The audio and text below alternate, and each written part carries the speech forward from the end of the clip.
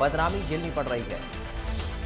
ED की जांच को लेकर रॉबर्ट वाड्रा के इस मामले को लेकर राहुल गांधी ने बयान दिया है। राजनीति से प्रेरित इस कार्रवाई को बताया है।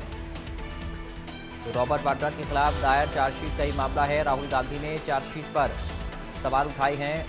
राहुल गांधी की तरफ से कहा गया है रॉबर्ट वाड्रा को 10 साल से परेशान किया जा रहा है। रॉबर्ट वाड्रा के खिलाफ दायर चार्जशीट के मामले पर राहुल गांधी ने एक्स पर पोस्ट किया है और इस चार्जशीट पर सवाल खड़े किए हैं। उन्होंने कहा कि रॉबर्ट वाड्रा को 10 साल से परेशान किया जा रहा है। ये आप एक्स का पोस्ट राहुल गांधी का देख सकते हैं। राहुल गांधी ने चार्जशीट पर सवाल उठाए हैं। कहा कि रॉबर्ट वाड्रा को 10 साल से परेशान किया जा रहा है। ताज़ा आरोप पत्र उसी षड्यंत्र का एक और हिस्सा है। तो रॉबर्ट वाड्रा के खिलाफ चार्जशीट दाखिल हुई है। इस पर राहुल गांधी का बयान भी आया है। ईडी ने एक्शन लिया है रॉबर्ट वाड्रा पर। वाड्रा समेत 11 आरोपियों के खिलाफ ये चार्जशीट ईडी की तरफ से दायर की गई है। ईडी ने गुरुग्राम लैंड स्कैम में ये चार्जशीट दाखिल की है। तो रॉबर्ट वाड्रा के खिलाफ ये चार्जशीट वाड्रा की 37 करोड़ 64 लाख करोड़ की 43 प्रॉपर्टी अटैच की गई हैं। दरअसल 2018 में वाड्रा की कंपनी ने 3.53 जमीन खरीदी। गुरुग्राम के शिकोपुर गांव में ये ज़मीन रॉबर्ट वाड्रा ने खरीदी थी और इसी पूरी ज़मीन को लेकर ये मामला 7.5 करोड़ रुपए में ये ज़मीन करीब खरीदी गई थी। दीपक शर्मा हरियाणा ब्यूरो चीफ हमारे साथ लाइव जुड़ गए इस खबर पर।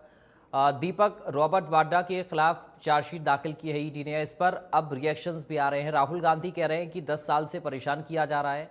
ये आरोप पत्र उसी षड्यंत्र का हिस्सा है। राजनीति से प्रेरित इसको राहुल गांधी ने बता दिया है। किस तरह का और अपडेट इस पूरे मामले को लेकर मिल रहा है? देखिए, रॉबर्ट वाड्रा की बात की जाए यूं तो ये मामला 2012 में सुर्खियों में आया था। 2018 में इसमें एफआईआर यानी मुकदमा दर्ज किया गया था। लगातार कई बार अगर बात की जाए ईडी यानी प्रवर्तन निदेशालय ने रॉबर्ट वाड्रा को इसमें मामले में अपनी बात रखने के लिए, पक्ष रखने के लिए अगर बात की जाए तो यहाँ पर बुलाया था। लेकिन सबसे बड़ी बात यह है अब क्योंकि दिल्ली में स्पेशल कोर्ट रोज एवेन्यू की स्पेशल कोर्ट में ईडी यानी प्रवर्तन निदेशालय ने इन्फोर्समेंट डायरेक्टर जो है उसने अपनी चार्जशीट जो है इस मामले में रॉबर्ट वाड्रा मामले में दाखिल कर दी है। 11 लोगों को इसके अंदर कहना कि वह पार्टी बनाया गया जिन पर आरोप रखे गए हैं। आरोप अगर बात करें तो चार्जशीट में दिन के तय हो रहे हैं। हालांकि ये कोर्ट तय करेगा आगे इसको लेकर के कि क्या इस पर दलीलें रखनी है, इस पर क्या आगे रहता है चर्चा। लेकिन सबसे बड़ी बात यह है कि इस मामले पर अब कहना कि राजनीतिक बयानबाजी का दौर भी तेज हो गया है। खासकर अगर बात करें राहुल गांधी के, हम जब ट्वीट की बात करते हैं, जो उन्होंने एक्स पर जो पोस्ट किया, उन्होंने कहा है कि वो परिवार के साथ खड़े हुए हैं। उन्होंने कहा कि वो अपनी बहन प्रियंका गांधी वाड्रा के साथ खड़े हैं, उनके बच्चों के साथ। रॉबर्ट वाड्रा जो उनके बहनोई हैं उनके साथ में वो मौजूद है। उनका कहना है कि लगातार, क्योंकि उन्होंने आरोप लगाया कि सरकार जो है वो दबाव बना रही है, सरकार जो है राजनीति कर रही है और राजनीति के तहत जो उनका कहना है कि ये साजिश है, दबाव बनाया जा रहा है और इसलिए ऐसे में वो परिवार के साथ खड़े हुए हैं। तो राहुल गांधी ने ये पोस्ट किया है और लगातार, चाहे कांग्रेस के अन्य नेताओं की बात करें, रणदीप सिंह सुरजेवाला की बात करें, तमाम अन्य नेताओं की बात करें, वो इस मामले को राजनीति से प्रेरित बता रहे हैं। लेकिन कहीं और अलग हम जब बात करते हैं, जब हम चार्जशीट की बात करते हैं तो चार्जशीट में बाकायदा ये तमाम बातें लिखी गई हैं। क्या तथ्य थे? तथ्यों में लिखा गया है कि किस तरीके से एक ओमकारेश्वर जो एक प्रॉपर्टीज है वो एक ज़मीन का CLU यानी कि चेंज लैंड यूज़, किसी भी ज़मीन का इस्तेमाल बदलना, कॉमर्शियल करना एग्रीकल्चर से, उसके लिए लाइसेंस अप्लाई करती है, उसे लाइसेंस नहीं मिलता है। आखिरकार वो एक कंपनी जो है स्काईलाइट कंपनी जो है, स्काईलाइट हॉस्पिटैलिटी को वो ज़मीन जो है वो बेचने का एग्रीमेंट कर देती है। बाकायदा स्काईलाइट हॉस्पिटैलिटी की एक अन्य कंपनी स्काईलाइट रियल्टी जो है उसकी तरफ से उसे 7.5 करोड़ का चेक दिया जाता है, जो कभी पास भी नहीं होता, ना ही वो चेक ओमकारेश्वर ने लगाया था, क्योंकि दोनों के खातों में भी 1-1 लाख पड़ा हुआ था। लेकिन इसी बीच जो ओमकारेश्वर को CLU नहीं मिल रहा था, वो स्काईलाइट के नाम पर आते ही ज़मीन जो आते ही जो है उस पर 2 महीने के अंदर CLU भी हो जाता है और वो ज़मीन करीबन 58 करोड़ के करीब जो है वो ज़मीन किसी और कंपनी को यानी DLF को बेच दी जाती है। तो ये तमाम घटनाक्रम को, इसमें पूरे मामले को पहलू बनाया गया, तमाम तथ्य रखे गए कि जिस कंपनी ने स्काईलाइट ने जमीन खरीदी थी उन्होंने ना तो ओमकारेश्वर को कोई पैसा दिया, बल्कि जो सर्कल रेट जो होता है, स्टैंप ड्यूटी होती है, वो भी ओमकारेश्वर ने पे करा। अक्सर ऐसा होता नहीं है, खरीदार पे करता है।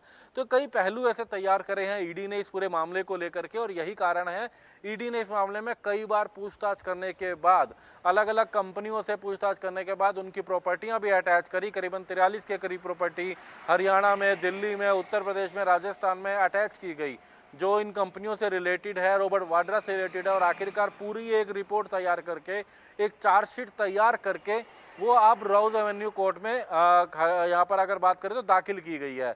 अब ये रोज एवेन्यू कोर्ट तय करेगा आगे इस पर किस तरीके से सुनवाई होती है, लेकिन कहीं ना कहीं राजनीतिक सुनवाई तेज हो गई है, राजनीतिक बयानबाजी तेज हो गई है, और इसको लेकर के लगातार आरोप प्रत्यारोप का दौर शुरू है। एक तरफ तो सीएलयू की सरकार, उस समय की पिछली सरकारों को कहा जा रहा है, और मौजूदा सरकारों पर कांग्रेस आरोप लगा रही है कि ये राजनीतिकरण हो रहा है। तो तमाम कहीं ना कहीं आरोप प्रत्यारोप का दौर इस वक्त चल रहा है। जी दीपक, ये पूरी जो प्रक्रिया है ये जांच एजेंसी के माध्यम से और कोर्ट में पहुंची है।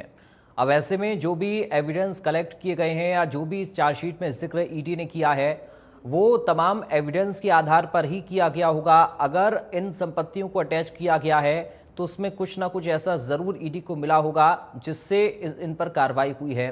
अगर इसमें कुछ भी गलत नहीं है तो फिर केस का सामना तो करना ही पड़ेगा, और उसको फिर साबित भी आपको करना पड़ेगा। क्या सिर्फ राजनीतिक बयानबाजी से ही इस केस का ट्रायल हो सकता है? ये भी एक सोचने का विषय है। अगर कोर्ट में मामला है तो क्यों ना कोर्ट के प्रोसीजर को फॉलो कर उसकी प्रक्रिया का इंतजार किया जाए। जी बिल्कुल, अगर बात की जाए कोर्ट का मामला जरूर है, कोर्ट की प्रक्रिया की जहां तक अगर बात की जाए तो ये मामला कोर्ट में चलेगा, और कोर्ट को ही आगे तय करना है इस मामले में क्या रहेगा। जो चार्जशीट की बात हम कर रहे हैं यहाँ पर अगर बात की जाए तो चार्जशीट जो है ईडी के द्वारा, प्रवर्तन निदेशालय के द्वारा जो है अगर बात की जाए तो रोज एवेन्यू कोर्ट में जो है यहाँ पर रखी गई है, रोज एवेन्यू कोर्ट के सामने यहाँ पर दी गई, और इस चार्जशीट में तमाम आरोप रखे गए हैं, और उन आरोपों में ईडी ने तमाम दस्तावेज सामने रखे हैं, तमाम डॉक्यूमेंट सामने रखे हैं कि किस तरीके से उस समय स्काईलाइट कंपनी के खातों में केवल 1-1 लाख रुपए था, चाहे वो स्काईलाइट हॉस्पिटैलिटी की बात करें, स्काईलाइट रियल्टी की बात करें, और जिसके खाते में 1 लाख हो वो 7.5 करोड़ की जमीन कैसे खरीद सकता है, और जो जमीन खरीद रहा है उसका पेमेंट स्टैम्प कोई और कैसे पे कर सकता है। उसने 1 रुपये भी आगे पे नहीं कराया, वो केवल एक चेक दिया जो कभी लगा नहीं, फिर भी वो जमीन को 58 करोड़ में कैसे आगे बेच सकता है। ऐसे कई प्रश्न बाकायदा बैंक स्टेटमेंट के साथ, कंपनियों के रिकॉर्ड के साथ, बाकायदा ऐसी तमाम तथ्यों के साथ ईडी ने, प्रवर्तन निदेशालय ने बाकायदा एक पूरी रिपोर्ट तैयार कर रखी है। हालांकि वास्तविकता क्या है या तो ये जांच एजेंसी तय बता सकती है या कोर्ट आगे तय करेगा, लेकिन फिलहाल अभी इस मामले को लेकर के इसमें कोई दो राय नहीं है। जांच एजेंसी अपनी रिपोर्ट बनाएगी, कोर्ट उन रिपोर्टों पर तय करेगा कि वो रिपोर्ट में वास्तविकता कितनी है। लेकिन राजनीतिक बयानबाजी जरूर वो आगामी राजनीति को तय करती हैं, रणनीति को तय करती हैं। आरोप प्रत्यारोप के इस दौर में सीधे इसमें कोई दो राय नहीं है कि कांग्रेस शांत भी नहीं रह सकती, और ऐसे में जब रॉबर्ट वाड्रा पर निशाना हो रहा हो, आरोप लग रहे हो, तो यही कारण है कि कांग्रेस की तरफ से चाहे राहुल गांधी की बात करें, रणदीप सुरजेवाला की बात करें, कांग्रेस के अन्य नेताओं की बात करें, वो सरकार पर निशाना साध रहे हैं कि सरकार दबाव बना रही है, सरकार दबाने का प्रयास कर रही है। इनकी बात को कांग्रेस के नेताओं पे इस तरीके से करती है, ये कांग्रेस के नेताओं का आरोप है।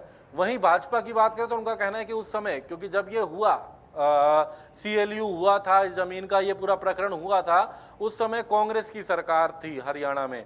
उनका कहना है कि कांग्रेस की सरकार में सीएलयू हुए। 2012 में जब ये मामला उठा तो इनका कहना है कि तब भी कांग्रेस की सरकार थी। तो इस तरीके के तमाम आरोप प्रत्यारोप लग रहे हैं। बीजेपी कांग्रेस पर आरोप लगा रही है, कांग्रेस भाजपा सरकार पर आरोप लग रही है। तो राजनीति जरूर इसमें कोई दो राय नहीं है तेज होगी, लेकिन सबसे बड़ी बात मामले की वास्तविकता क्या है ये अब कोर्ट तय करेगा। मामले में तथ्य कितने हैं वो अपनी ईडी ने अपनी चार्जशीट में रख दिया, लेकिन उसकी उन तथ्यों में सच्चाई कितनी है, वो तथ्यों पर फैक्ट क्या है, उसको लेकर के अब कोर्ट ने तय करना है। लेकिन कोर्ट के बाहर जरूर बयानबाजियां